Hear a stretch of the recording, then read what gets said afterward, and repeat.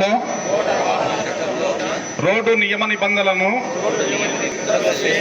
తోటి రోడ్డు జరగకుండా నా కర్తవ్యాలను శ్రద్ధతో అంతఃకరణ శుద్ధితో నిర్వహిస్తానని ప్రజలందరూ మన రోడ్లపై సురక్షితంగా ప్రయాణం చేయడానికి సహకరిస్తానని దృఢ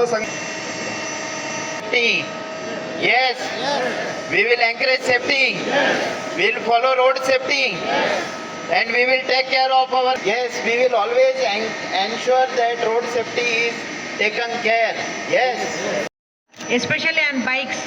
बाइक మీద बाइक पे जा रहे से टाइम पे मोबाइल फोन बात करते सही बोलना because of the mobile phones so many have lost their life. చాలా మంది చనిపోవడం జరిగింది మొబైల్ ఫోన్ డ్రైవింగ్ వల్ల. ముందు వచ్చే వెహికల్ చూడలేక అవతల వచ్చే పెద్ద వెహికల్తో కొట్టుకొని చనిపోవడం. Family please think no any members from the family.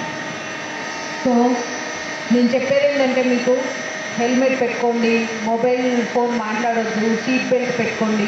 ఇవన్నీ కూడా పోలీసులు వాళ్ళకి ఇప్పుడు కూడా ప్రాపర్గా ఉండదు. ఒక్కసారి ముందు నుంచి ఏదైనా వెహికల్ వచ్చి కొల్యూజన్ అయితే కింద పడి హెడ్ ఇంజురీ అయ్యే ఛాన్స్ ఉంటుంది. అట్లీస్ట్ ఈ హెల్మెట్ ఉంటే మనకి హెడ్ ఇంజురీ కాదు, అదర్ ఇంజురీస్ క్యూర్ అవుతాయి చాలా ఫాస్ట్గానే. ఎక్కి అవుతానా? సో హెల్మెట్స్ మాత్రం టూ వీలర్స్ ఎవరైతే డ్రైవ్ చేస్తారో వాళ్ళు ఖచ్చితంగా హెల్మెట్స్ పెట్టుకోవాలి. వైల్ డ్రైవింగ్ మొబైల్ ఫోన్స్ ఎట్టి పరిస్థితుల్లో యూజ్ చేయకండి.